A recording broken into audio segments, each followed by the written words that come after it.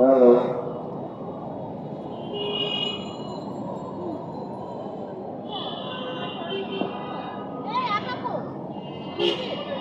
দর্শক, আমরা জাতীয় প্রেস ক্লাবের সামনে দেখতে পাচ্ছি আজ বিশ্ব পরিবেশ দিবস 2025 এবং বিশ্ব পরিবেশ দিবস 2025 এই উপলক্ষে তারা একটি বিশাল মানববন্ধন করছে জাতীয় প্রেস ক্লাবের সামনে।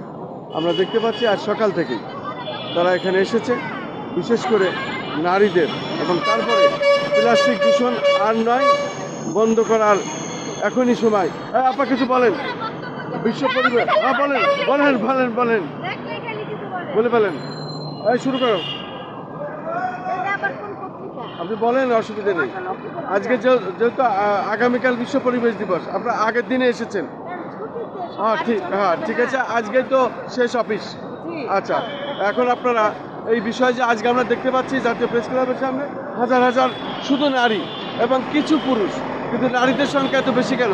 আপনার বিষয়টা যদি একটু বলেন। আপনারা জানেন যে 5 জুন বিশ্ব পরিবেশ দিবস, এবং আপনারা দেখতেছেন যে বাংলাদেশের যে বৈরিক আবহাওয়া, জলবায়ু, এটা প্রতিনিয়তই কিন্তু পরিবর্তন হচ্ছে।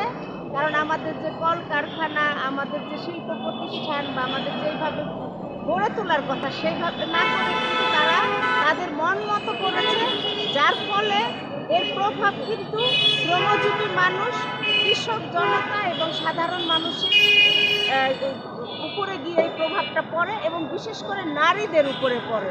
এই যে যখন অনেক গরম হয় তখন বাচ্চারা এবং মারাই কিন্তু বেশি অসুস্থ হয়, এবং এই যে আজকে আমাদের প্লাস্টিক ব্যবহার যেটি ক্ষতিকর, সেটা কিন্তু সরকারের উদ্যোগ নেওয়া উচিত, এবং এবারের কিন্তু বাধ্যবাধকতাই হলো প্লাস্টিক ব্যবহার বর্জন করুন।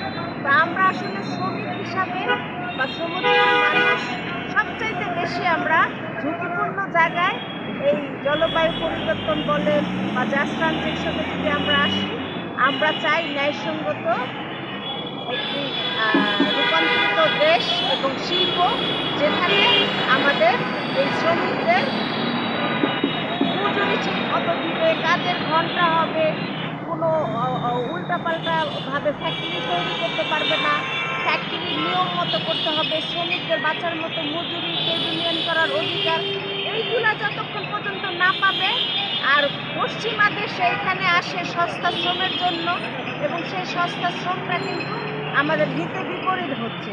তাই আমাদের এই দাবি যে জলবায়ু পরিবর্তনে সরকার এবং মালিক এবং বায়ার এবং পশ্চিমা দেশ যারা বেশি দায়ী এটার জন্য, তাদের প্রকল্প এবং ব্যবস্থা এবং শ্রমিকদের সামাজিক সুরক্ষা ব্যবস্থা এবং তাদের প্রোটেকশনের জন্য কাজ করতে হবে।